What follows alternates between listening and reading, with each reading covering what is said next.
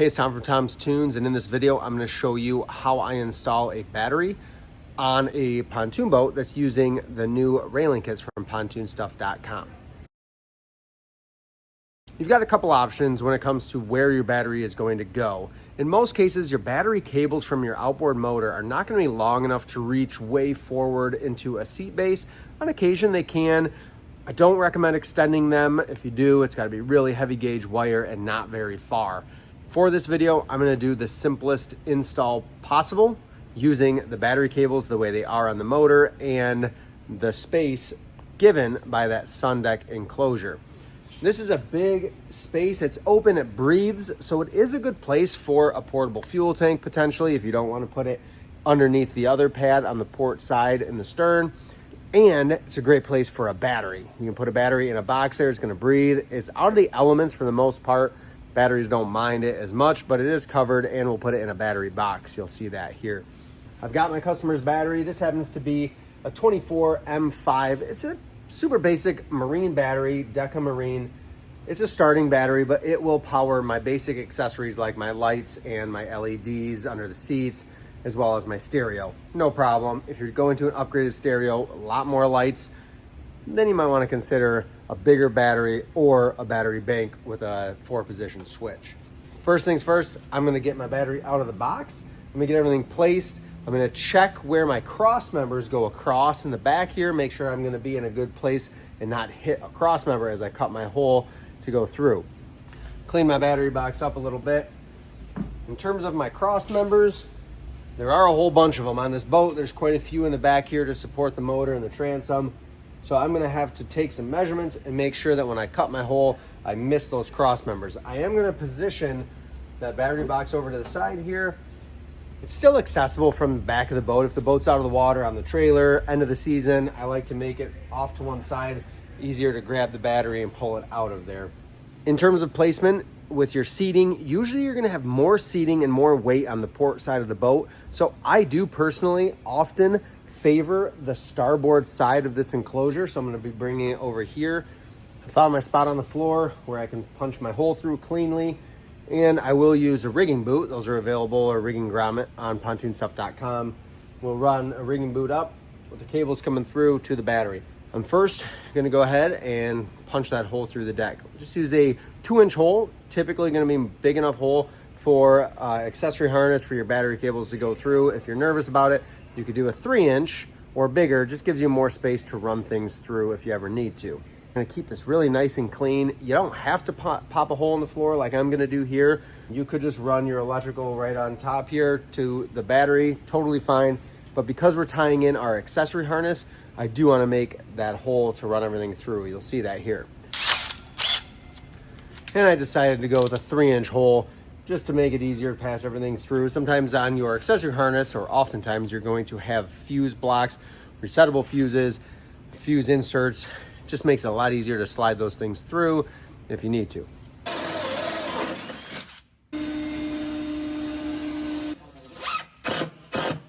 With that rigging boot installed, I'm ready to get my battery box in here. Just square this up the best I can. And we are going to use this battery box. It uses a strap that's going to go around. You got a couple options with this strap. You can do the strap with the hardware, the little plastic clips they provide. If you do that, the ones I've seen don't come with stainless hardware, so I would swap those out for stainless screws. Or you could do those clips and still run 4 screws through your battery box. I usually use a washer, and that's going to give you an even more secure space so that that battery can't move.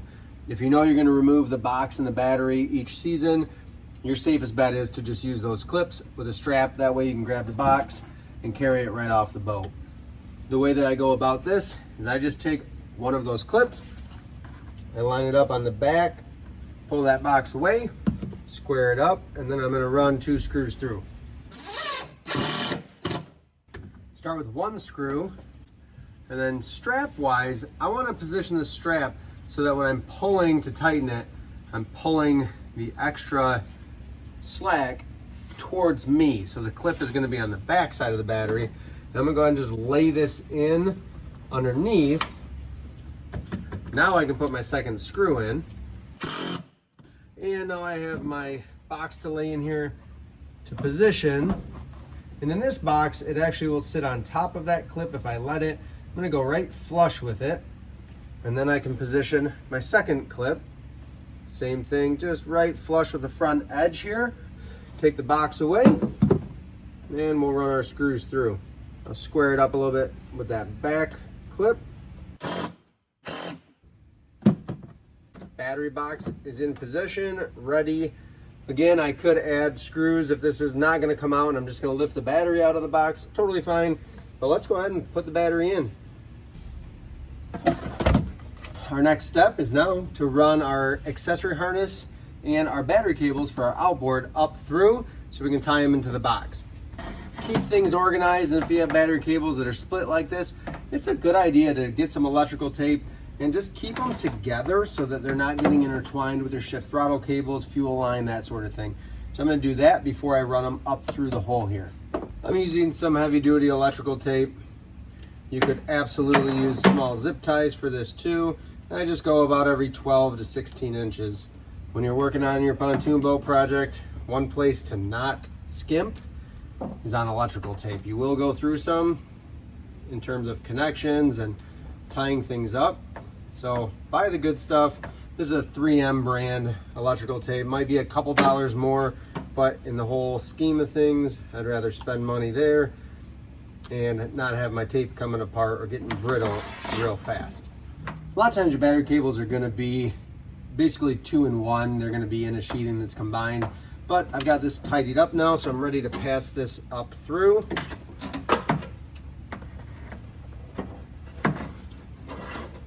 And in most cases, I'm only going to pull enough wire to get me into the box. If you have an excessive amount of slack, you might coil it once here and run it through. That looks fine, it works well, or coil it underneath, just where it's not going to be saturated all the time. I've got this hanging here. While we're at it on a restoration project like this, I'm always going to inspect my battery terminals, these connections, and if they've got any corrosion on them, these ones are actually in really nice shape, I will wire brush them off. That can be the difference of your motor starting or not starting, because if you have really dirty connections, terminals on your battery cables for your motor, especially on these fuel injected ones, but even on older motors, you might have 12 plus volts at your battery, but by the time it passes through those dirty cables, at the starter, you might only have 10 volts. Ask me how I know. I've seen it. Serious. Motor won't start, clean the terminals, boom, good to go. We've got these run up. I got to go under the boat for a second here, and I'm going to pass my electrical accessory harness. That's got all my horn, basically everything that's controlled from my switch panel, totally separate from the motor, just my accessory switch panel. What I just did under there is I had to run it back past one more cross member so I could cut straight across and tie into the same gap between cross members. Like I said, these are like on 12-inch centers here, so they're real tight. That way I can pass it clean right to this same hole. And then when I tie the wire up, I'm tying it right to the deck. Never run your wire around a cross member. I don't care how much you have to undo to get it, do it right the first time. I've seen boats with duct tape holding speaker wires to the cross members because they just ran them across. Please don't be that guy. I can chase this up through now. This is a Pontoon stuff harness. Great addition to any boat, about 130 or 140 bucks these days, but it makes wiring your boat a million times easier. This just plugs and plays with your switch panel from pontoonstuff.com, and it can be integrated into an old switch panel if need be. Double check, make sure you're clean, not catching other wires or cables.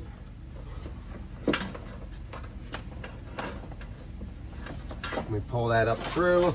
Got a little bit of slack, but we can push that back down when the time comes. Those are my two things on this boat that are gonna get hooked to the battery. Again, you got plenty of room in here. We could have a battery switch. We could put the battery switch in the seat even if we wanted to. A lot of things you can do with this railing setup and seats. It's just one battery. We're gonna keep it that way. But if I were doing a whole battery bank, I would put them all back here. If I added a house battery, even 2 house batteries in parallel, still run them back here. There's a lot of space, a lot of room to work. Most battery boxes, your lid has spaces for your wires to run up through. I'm gonna position the lid so actually this is, I mean, I guess you could call that the front where your cables would run through. I don't wanna see wires right here from the outside of the boat, so I'm just gonna position that facing forward. The back is just gonna be a nice clean back of a box. And that way I know I can run my electrical up through this side, the forward side of the box, where you're not gonna be able to see wire. I can run everything through there. We're always gonna hook our battery cables for our ignition up first. No exceptions. Always gonna go motor battery cables first, because same thing with having dirty connections. If you get things between them, not a tight connection, you don't use a wrench and tighten down the nut. Even if you got a wing nut, use a wrench, tighten things down there. If you don't do that, you might drop voltage and you might have issues.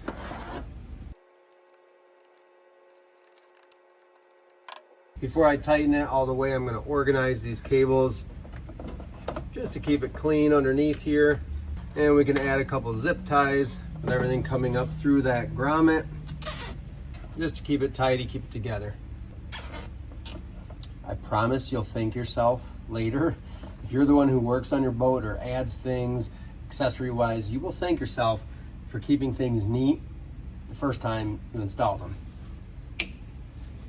Everything in position very carefully. If you're using an end wrench, I've had folks comment before, oh gosh, don't use an end wrench to tighten your battery. This is a 1/2-inch wrench. I'm gonna make sure I don't touch it across an arc, and I hope you're careful too. Now I line up the battery cables with one of those inlets and the lid. Bring my strap around. I'm gonna run the strap through the big opening, and I'm gonna come back over top and through between the teeth and the bottom of that clip.